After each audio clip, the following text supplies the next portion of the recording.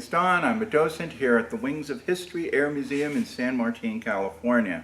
Today I want to talk to you about our Pietenpol Air Camper. We'll start with the story of Bernard Pietenpol and his vision. Back in the early days of aviation, he wanted to create an affordable and easy to build airplane for the average person. In the 1920s, the average aviation enthusiast had a very hard time coming up with the cash to buy or maintain an airplane. Bernard, with his 8th grade education, took it upon himself to build an airplane and teach himself how to fly. He was convinced that airplanes could be powered by an automotive engine that would be much cheaper and much more available than the expensive certified aircraft engines. He experimented with various engines, including that from a Ford Model T, but with 20 horsepower it was a bit underpowered. However, in 1927, Henry Ford came out with his new car, the Model A. It was powered by a bigger 4-cylinder engine with an estimated 40 horsepower.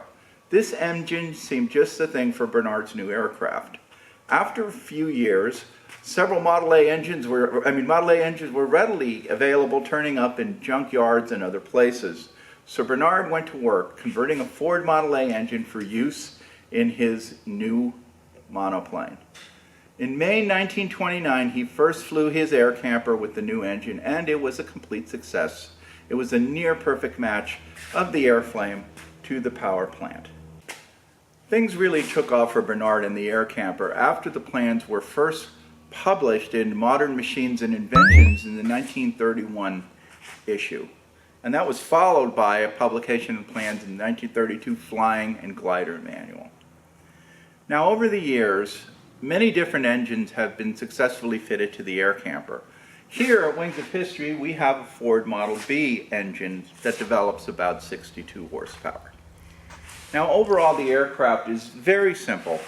It's a parasol design. The wings are not connected directly to the fuselage, but are mounted on struts. And it's made of spruce, and the aircraft fuselage is made of spruce and plywood. It was affordable and easy to build for home builders. It required basic woodworking skills and tools. Builders also needed to fabricate some metal fittings to attach the wooden parts together. Some welding was required. Hey, are those motorcycle wheels down there? It sure looks like them. Okay, the cockpit is simple with just a few gauges. Some people ask about the radiator blocking the pilot's view, and that's somewhat true, but in the cockpit it is relatively easy to see around it. Now, the legacy of the Pietenpol Air Camper continues to soar to this day. Every year, enthusiasts gather at events at the annual fly-in at Brodhead, Wisconsin, celebrating the community and craftsmanship that Bernard Pietenpol inspired over 90 years ago. You can still to this day order the plans to build your own Pietenpol Air Camper from the Pietenpol's family website. Or you could just come to Wings of History in San Martin, California, and we will show you ours. Thank you.